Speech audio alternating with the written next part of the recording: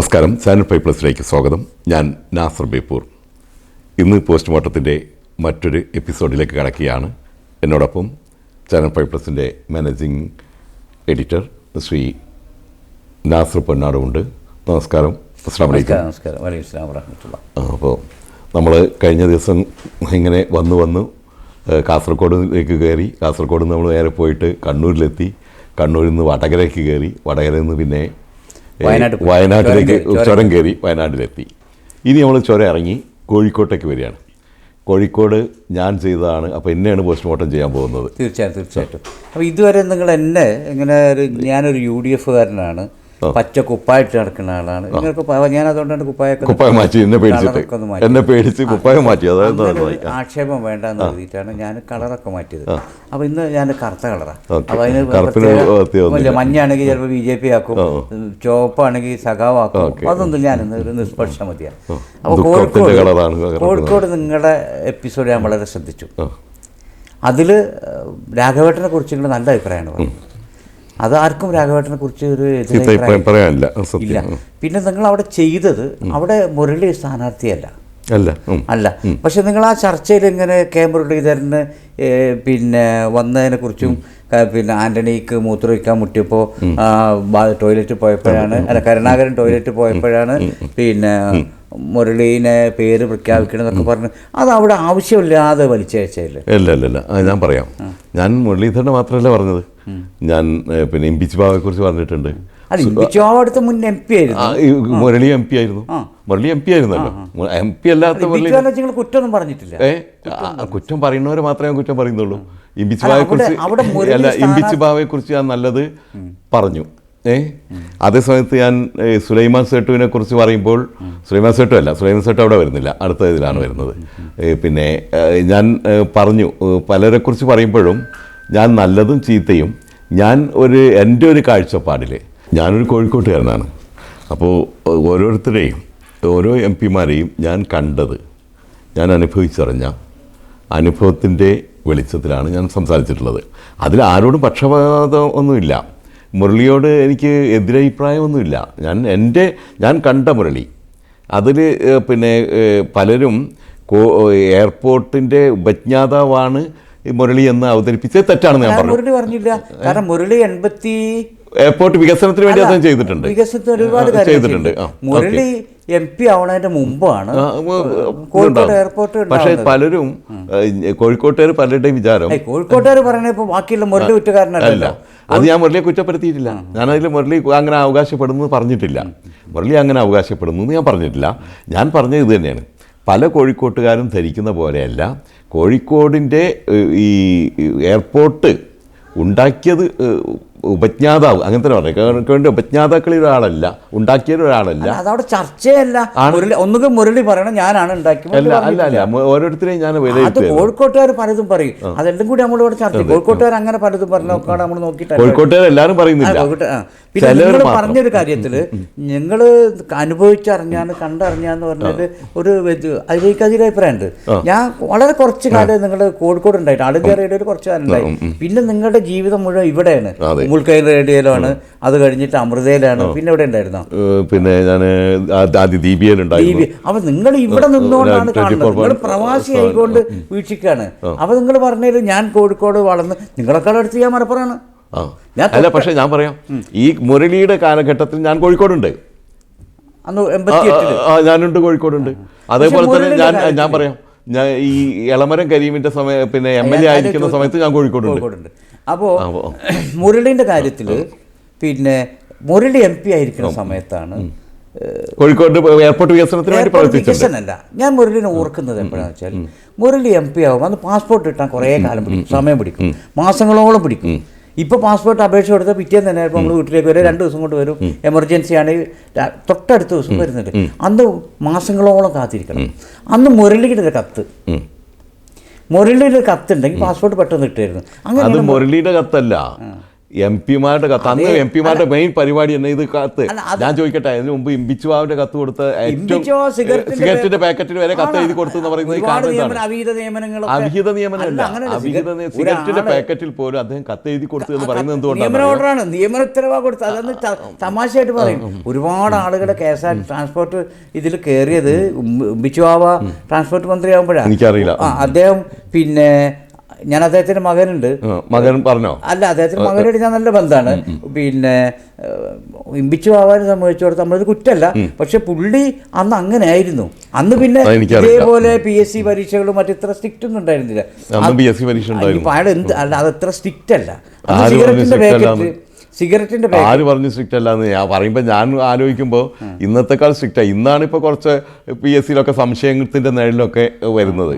പണ്ട് വളരെ സ്ട്രിക്റ്റ്. അന്ന് നിയമനങ്ങൾ വളരെ ഒന്നുകൂടി എളുപ്പമായിരുന്നു. വേണ്ടപ്പെട്ടവരൊക്കെ അവിടെ ഇവിടെയൊക്കെ അങ്ങനെ ഒരുപാട് ആൾക്കാരൊക്കെ വന്നു എന്നൊക്കെ പറഞ്ഞിട്ട് ചീത്തപ്പേരൊക്കെ ഉണ്ടായിരുന്നു. അന്ന് അങ്ങനത്തെ ഒരു ചീത്തപ്പേരില്ല. അന്ന് വളരെ സ്ട്രിക്റ്റ് ആയിട്ട് അവിടെ PSCയുടെ വിശ്വാസ്യത പൂർണ്ണമായിട്ടുള്ള ഒരു കാര്യം പറയുന്നത്. ഞാൻ അങ്ങനല്ല പറഞ്ഞത്. ഇന്ന് നമുക്ക് അന്നത് രണ്ട് കാര്യമുണ്ട്. ഒന്ന്, ഇതേപോലെ മീഡിയകൾ സജീവമായിരുന്നില്ല. ആ കാലത്ത് അറിയപ്പെടാതെ പല സംഭവം നടന്നിട്ടുണ്ട്. ഞാൻ ചോദിക്കട്ടെ, ഇന്നാണ് ഇമ്പിച്ചു നമ്മുടെ പൊതുവെ അഭിമാനത്തോടു കൂടി പറയാം, ഇമ്പിച്ചു സിഗരറ്റിന്റെ പാക്കറ്റിലാണ് നിയമന ഓർഡർ കൊടുത്തിരുന്നത്. ഇന്നത് നടക്കുമോ? ഇല്ല, നടക്കൂലല്ലോ. സിഗരറ്റിന്റെ പാക്കറ്റിൽ എനിക്കറിയില്ല. നിങ്ങൾ അങ്ങനെ പറയുന്നു, അത് കൊടുത്തിട്ടുണ്ടാവും. ഞാൻ പറയുന്നത് എന്താ അറിയോ, കൊടുത്തിട്ടുണ്ടാവും. ഒരുപാട് ആളുകൾ എനിക്കറിയാത്തോണ്ട് അതിനെ നിഷേധിക്കുന്നില്ല. അത് വിഷയമല്ല, പോട്ടെ. ഞാൻ പറഞ്ഞത് മുരളി മാത്രമല്ല, കേരളത്തിലുണ്ടായിരുന്ന, കേരളത്തിലല്ല, നമുക്ക് കേരളമല്ല അറിയുള്ളൂ, കേരളത്തിലുണ്ടായിരുന്ന എല്ലാ എം പിമാരും അത് കാരണം ഒരു മനക്കില്ലാത്തൊരു പരിപാടി ആയതുകൊണ്ട് ഈ പാസ്പോർട്ട് ഓഫീസിലൊക്കെ ഒരു കത്ത് കൊടുക്കുന്നുണ്ട്. ഇവരുടെ മെയിൻ പരിപാടി ആര് വന്നാലും അപ്പോൾ ഇതുണ്ടാവും, അതിൽ സീൽ ചെയ്ത് കൊടുക്കുന്നത്. മുരളി മാത്രമല്ല, അത് നിങ്ങൾ മുരളിൻ്റെ അടുത്ത് നിന്ന് കത്ത് വാങ്ങിയോണ്ടാണ് നിങ്ങൾ പറയുന്നത്. ഞാനത് പാസ്പോർട്ട് ഒന്നും എടുത്തിട്ടില്ല. പക്ഷേ ഞാൻ അങ്ങനെയല്ല പറഞ്ഞത്. ഞാൻ മുരളിനെ ശ്രദ്ധിക്കപ്പെടുന്ന അന്നാണ്. അന്ന് കത്ത് വാങ്ങാൻ എല്ലാവരും മുരളിൻ്റെ അടുത്ത് അല്ല, അത് കാരണം അന്ന് MP മുരളിയാണ്. മുരളി MP അപ്പുറത്തൊക്കെ ഉണ്ടായി. അല്ല, വേറൊരു കാര്യം, നിങ്ങൾ അങ്ങോട്ട് പോകാൻ കാരണമുണ്ട്. നിങ്ങൾ മഞ്ചേരിക്കാരനാണ്. ഞാൻ പോയില്ല. അല്ല, പോകാതിരിക്കാൻ നിങ്ങളുടെ ആൾക്കാർ പോകാതിരിക്കാൻ കാരണമുണ്ട്. അന്ന് നിങ്ങൾ മഞ്ചേരിക്കാരനാണ്. മഞ്ചേരിയിൽ നിങ്ങൾ സുലൈമാൻ സേട്ടുവിനെ ജയിപ്പിച്ചയക്കും. സുലൈമാൻ സേട്ടു തീർച്ചയായിട്ട് ഇവിടുന്ന് ജയിക്കും, നേരെ പോകും, പിന്നെ കാണൂല. അപ്പം നിങ്ങൾക്കൊരു MP കിട്ടാനില്ല. അതുകൊണ്ട് സത്യം അതാണ്. അപ്പം നിങ്ങളുടെ ആൾക്കാരും പോയിരുന്നത് ഈ മുരളിയുടെ അടുത്താണ്. അല്ല, സുലൈമാൻ സേട്ടു പിന്നെ ഈ ബനാത്ത് വാലിയൊക്കെ ഇന്ത്യൻ പാർലമെൻറ്റിൽ ഒരുപാട് പാർട്ടി പിന്നെ സമുദായം നേരിടുന്ന പ്രശ്നങ്ങൾക്ക്, പ്രത്യേകിച്ച് ഇപ്പോൾ പാർലമെൻറ്റിൽ ബില്ലൊക്കെ അവതരിപ്പിക്കാൻ അതെല്ലാവരും അംഗീകരിച്ചതാണ്. ബനാത്ത് വാലയുടെ ബില്ല് അവതരിപ്പിക്കുന്നതൊക്കെ ഭയങ്കര അത്ഭുതമായിരുന്നു. ഇത്ര കൃത്യമായിട്ട് കണിശമായിട്ട് അവതരിപ്പിക്കാനുള്ള കഴിവ്. അല്ലാതെ ഇവിടെ റോഡും പാലും ഉണ്ടാകും. അന്ന് ഇതുപോലെ MP ഫണ്ടൊന്നും ഇല്ലാണെന്നാണ് എൻ്റെ ഓർമ്മ. അപ്പോൾ അത് മാത്രം ഇല്ലാന്നേ, അത് എനിക്കൊന്ന് അല്ലാതെ ക്ലിയർ ചെയ്യാൻ ഇല്ല എന്നാണ് എൻ്റെ ഓർമ്മ. അന്ന് MP ഫണ്ട് ഇല്ല. എന്തായാലും അന്ന് MP മെയിൻ പണി റോഡ് ഉണ്ടാക്കണം. ഇപ്പം അങ്ങനെയാണ്. ഇപ്പോൾ ഒരു MLA ആണെങ്കിൽ അദ്ദേഹം റോഡ് ഉണ്ടാക്കണം, കല്യാണത്തിന് പോകണം, മരിച്ചോടത്ത് പോകണം, പിന്നെ എല്ലാത്തിനും പിന്നെ പോകണം. അല്ലാതെ MLA ഇപ്പോൾ പറഞ്ഞാൽ പണ്ടത്തെ പോലെ അല്ല. പണ്ട് MLA തിരുവനന്തപുരത്ത് കണ്ട് പോയാൽ പിന്നെ അവരെ കാണണമെന്നില്ല. ഇപ്പം ഇമ്പിച്ചുവ ജനകീയനായിരുന്നു. അത് ഞാൻ സംഭവിച്ച കാര്യമാണ്. ഇമ്പിച്ചുവ നല്ലൊരു ജനകീയനായ MLA ആയിരുന്നു. പിന്നെ അപ്പോൾ നമ്മുടെ വിഷയം അതല്ലല്ലോ. അപ്പോൾ മുരളിയുടെ കാര്യത്തിൽ എനിക്ക് എൻ്റെ ഓർമ്മ അങ്ങനെയാണെന്ന് പറയാൻ പറ്റുന്നില്ല. പിന്നെ നമ്മുടെ പിന്നെ MP പേര് പറഞ്ഞല്ലോ, രാഘവേട്ടന് സത്യത്തിൽ കണ്ണൂരിൽ നിന്ന് വന്നിട്ട് ഇവിടെ മത്സരിക്കുമ്പോൾ നമ്മൾ ആരും കരുതിയിട്ടില്ല അദ്ദേഹം ഇത്ര പെട്ടെന്ന് ഒരു കോഴിക്കോട്ടുകാരനായി മാറും. ഇന്ന് കോഴിക്കോടിൻ്റെ ഓരോ സ്പന്ദനങ്ങളിലും ഓരോ സംഭവത്തിലും രാഘവേട്ടനുണ്ട്. അതൊരു സത്യമാണ്. അതേടൊപ്പം തന്നെ അപ്പോൾ ഞാൻ പറഞ്ഞത് മുരളിനോട് പരാമർശിക്കും. ഞാൻ മുരളിൻ്റെ 100% മുരളിൻ്റെ ഗുണങ്ങളും ദോഷങ്ങളും പറയണമല്ലോ. പിന്നെ ഇളമര കരിയെ കുറിച്ച് നിങ്ങൾ വല്ലാതെ അതിരൂക്ഷമായിട്ടൊരു വിമർശനം ഉണ്ട്. നിങ്ങളുമായിട്ട് എന്തെങ്കിലും വ്യക്തിപരമായിട്ട് എന്തെങ്കിലും ശത്രുത ഉണ്ടോയെന്ന് വരെ എനിക്ക് തോന്നി. നിങ്ങൾ ബാക്കി എപ്പിസോഡിലൊക്കെ പിന്നെ ഇതിനേക്കാളൊക്കെ മോശമായ നമ്മുടെ ജയരാജനെയും മറ്റുള്ളവരൊക്കെ ജയരാജനൊന്നും സപ്പോർട്ട് ചെയ്തിട്ടില്ല. ഞാൻ പറഞ്ഞുതരാം. ജയരാജനും ഞാൻ പറഞ്ഞ വാക്കുകൾ എനിക്ക് നല്ല ഓർമ്മയുണ്ട്. ജയരാജനും ഈ സുധാകരനും കണ്ണൂരിലെ അക്രമ രാഷ്ട്രീയത്തിൻ്റെ പ്രതിനിധികൾ തന്നെയാണ് എന്ന് ഞാൻ പറഞ്ഞു. പക്ഷേ സുധാകരനും ജയരാജനും ഒരു MP എന്ന നിലയിൽ ഞാൻ കാണുമ്പോൾ എൻ്റെ അഭിപ്രായത്തിൽ, അത് എൻ്റെ അഭിപ്രായമാണ്, ജയരാജനായിരിക്കും കൂടുതൽ നല്ലതെന്നാണ് എൻ്റെ അഭിപ്രായം. അത് മാത്രമല്ല, ഞാൻ എൻ്റെ അഭിപ്രായം പറഞ്ഞു, തമ്മിൽ രണ്ടും ഒരുപോലെയാണെന്ന് ഞാൻ പറഞ്ഞത്. നമ്മുടെ ഇവിടെ വിഷയം അതല്ല, ഞാൻ ചോദിച്ചത് കരീമിനെ നിങ്ങൾ വല്ലാതെ മൂപ്പരിപ്പോ പിന്നെ കരീമുക്ക കരിമീൻ എന്നൊക്കെ ഇല്ല. പക്ഷേ അവിടെ നിങ്ങളെ പോലെ എന്തെങ്കിലും അനുഭവങ്ങൾ, ഒരാളെ കുറിച്ച് പറയുമ്പോൾ നിങ്ങൾക്ക് അനുഭവം വേണമല്ലോ. ഒരാൾ അഴിമതിക്കാരനാണ് അല്ലെങ്കിൽ ഒരാൾ അങ്ങനെയാണെന്ന് പറയുമ്പോൾ നിങ്ങൾക്ക് എന്തെങ്കിലും ഒരു അനുഭവം വേണമല്ലോ. അങ്ങനെ വല്ല അനുഭവം ഉണ്ടോ? ഇത് പറഞ്ഞു വെച്ചാൽ കുഴപ്പമൊന്നുമില്ല, ആൾക്കാർ അറിയാണെങ്കിൽ അറിഞ്ഞോട്ടെ. എന്നാലും പറയാൻ പറ്റാത്ത എന്തോ ഉണ്ട് അല്ലേ? അല്ല, അത് വേണ്ട, അത് ഈ ഒരു ചാനലിലൂടെ പറയുന്നത് ശരിയല്ല. അപ്പോൾ എന്തോ ഉണ്ട്, എന്തുകൊണ്ട് പറഞ്ഞാൽ അദ്ദേഹം ആയിട്ടല്ല, അദ്ദേഹത്തെ അറിയോ എന്നും അറിയില്ല. പക്ഷേ അദ്ദേഹത്തിന് വേണ്ടി ചില ദല്ലാളന്മാർ എന്നെ സമീപിച്ചൊരു സംഭവമുണ്ട്. അത് ഞാൻ പറയുന്നില്ല, കാരണം അത് തെളിവില്ലാത്ത കാര്യത്തിൽ ദല്ലാളന്മാർ സമീപിച്ചു എന്നുള്ള കാര്യം സത്യമാണ്. അത് സത്യമാണ്.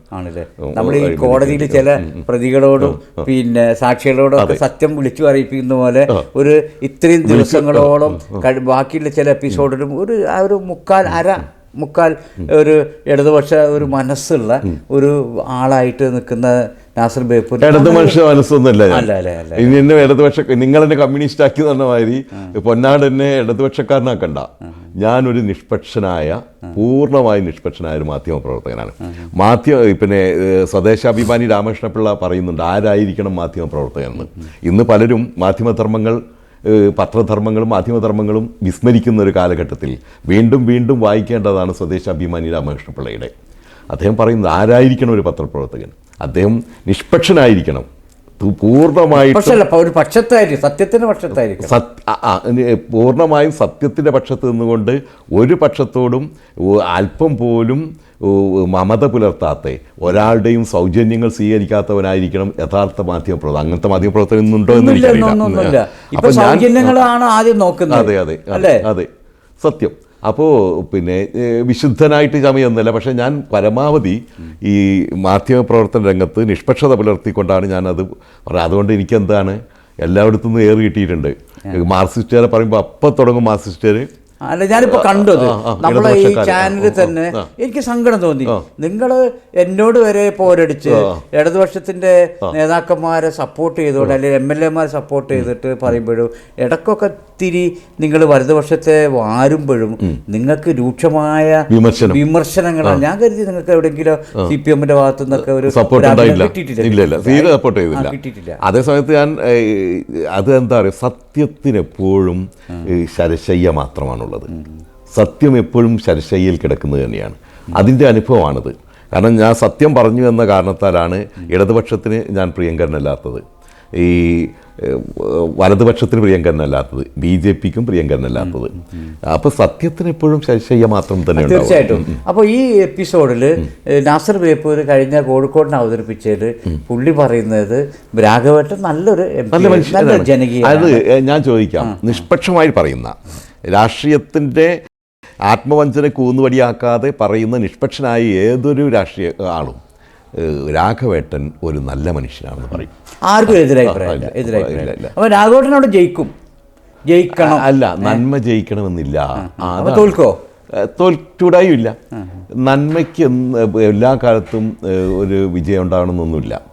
നന്മയുടെ വിജയം ഉണ്ടാവണമെങ്കിൽ, നന്മയുടെ പക്ഷത്ത് ആൾക്കാർ നിൽക്കുകയാണെങ്കിൽ, ആ ഒരു പക്ഷം രാഷ്ട്രീയം നോക്കിയിട്ടല്ല കേട്ടോ, രാഷ്ട്രീയം ഒട്ടും നോക്കിയിട്ടല്ല, അവിടെ രാഘവേട്ടൻ ജയിക്കേണ്ടതാണ് എന്നാണ് എൻ്റെ ഒരു അഭിപ്രായം. എൻ്റെ അഭിപ്രായം.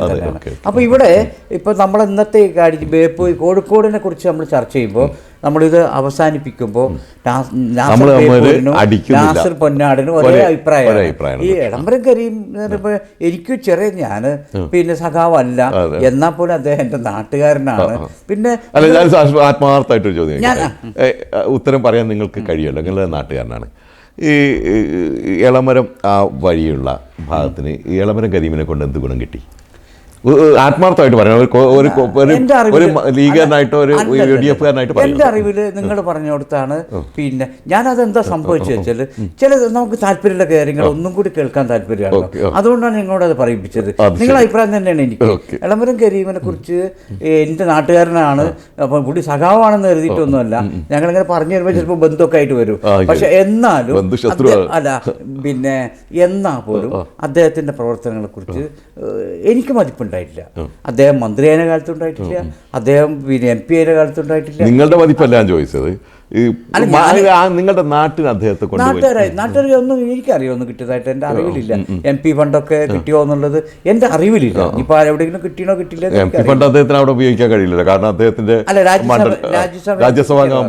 അപ്പോൾ എൻ്റെ അവിടെ സ്കൂളിന് MP ഫണ്ട് തന്നത് ഞങ്ങളുടെ സ്കൂളിന്റെ എടവപ്പാറ അദ്ദേഹം പഠിച്ച, ഞാനവിടെ പഠിച്ചില്ല, എൻ്റെ മക്കളൊക്കെ പഠിച്ചില്ല, ചാലിപ്പുറ സ്കൂള്, അവിടെയാണ് അക്ഷരം എഴുതി പഠിച്ച സ്കൂള്. ആ സ്കൂളിന് ചുറ്റുമതിലൊക്കെ കൊടുത്തത് PV അബ്ദുൽ വഹാബ് MP ആണ്. PV അബ്ദുൽ വഹാബ് MP കോഴിക്കോട് നിന്ന് നിലമ്പൂർക്കയിൽ പോകുന്ന വഴിയിലുള്ളൊരു ടൗണിൽ നിന്നല്ലാതെ ഇടവണ്ണ ചാലിയപ്പുറം സ്കൂളിൻ്റെ അടുത്ത് ഒരു ബന്ധമില്ല. പക്ഷെ പുള്ളി നല്ല ചുറ്റുമതിലും ഇതൊക്കെ കൊടുത്ത് വളരെ മനോഹരമായിട്ട് കൊടുത്തിട്ടുണ്ട്. പിന്നെ അതേ സമയത്ത് അവിടെയും കൊടുത്തതായിട്ട് എൻ്റെ അറിവിലില്ല. നീ കൊടുത്തോന്ന് എനിക്ക് അറിയില്ല കേട്ടോ. ഞാൻ ഇടക്കാലത്ത് അതിൽ PTA അതിൻ്റെയൊക്കെ സജീവമായിട്ടുണ്ടായപ്പോൾ ആ സമയത്തൊന്നും കൊടുത്തിട്ടില്ല. പിന്നെ പൊതുവെ മാർക്സിസ്റ്റ് പാർട്ടിൻ്റെ MP മാർ അങ്ങനെ MP ഫണ്ടൊന്നും കാര്യമായിട്ട് ഇപ്പൊ TK ഹംസ രസമുണ്ട്. ഞാൻ മലപ്പുറത്തേക്ക് വരുമ്പോൾ TK ഹംസ സാഹിബ് അന്ന് എനിക്ക് ഓർമ്മയുണ്ട് പ്രസംഗം, അത് നമ്മളിവിടെ അവസാനിപ്പിക്കണം, ചർച്ചയിലേക്ക് വരും.